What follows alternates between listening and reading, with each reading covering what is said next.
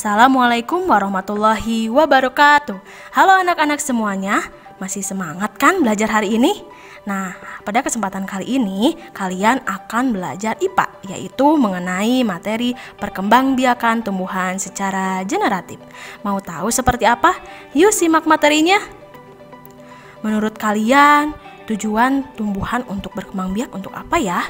Nah, ternyata tumbuhan berkembang biak untuk melestarikan jenisnya.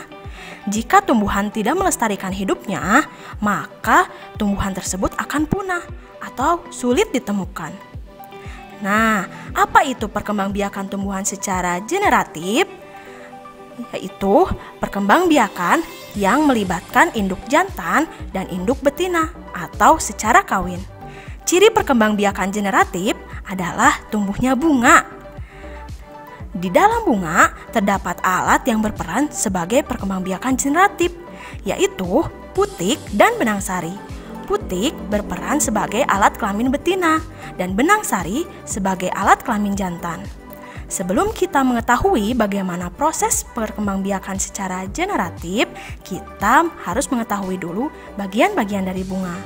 Kalian bisa menyimak ya, ini adalah gambar dari bagian-bagian bunga.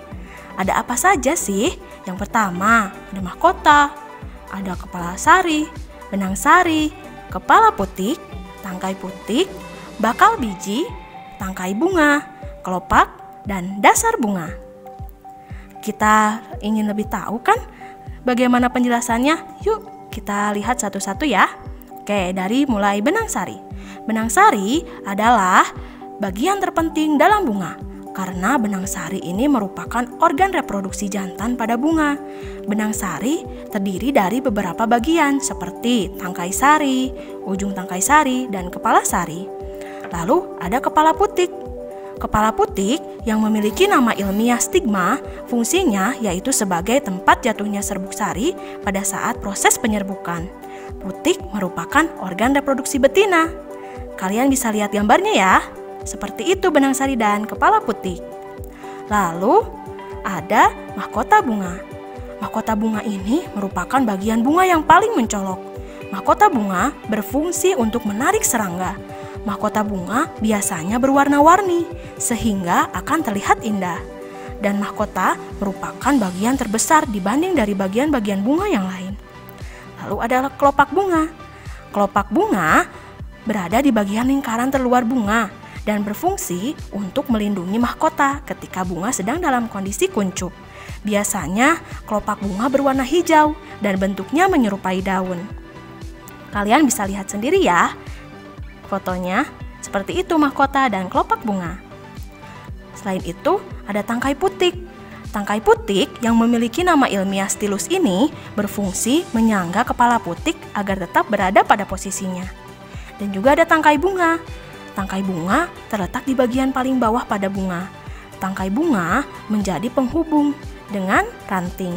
Dengan kata lain, tangkai bunga adalah tempat untuk memetik sebuah bunga. Kalian bisa lihat ya gambarnya. Oke, yang terakhir ada bakal biji.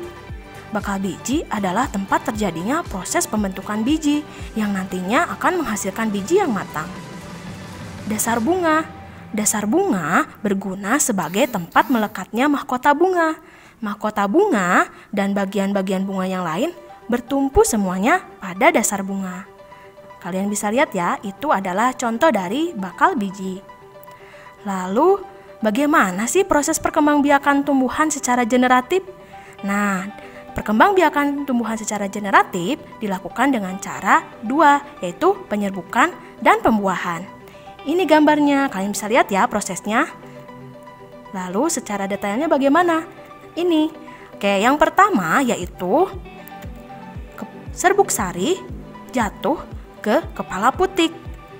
Lalu buluh serbuk sari menuju bakal biji.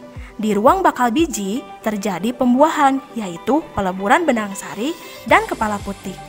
Akhirnya, hasil dari pembuahan dinamakan dari zigot. Zigot menjadi bakal biji dan bakal buah. Bakal buah lalu menjadi daging dan buah. Kalian bisa lihat seperti pada gambar. Nah, itulah tadi, yaitu tentang perkembangbiakan tumbuhan secara generatif. Nah, sekarang contoh tumbuhannya apa saja ya? Yang pertama, ada jagung. Yang kedua, jambu. 3, kedelai. 4, mangga. 5, rambutan. 6, padi. Dan juga lainnya. Ini adalah proses perkembangbiakan tumbuhan secara generatif, secara keseluruhan. Kalian bisa lihat gambarnya ya.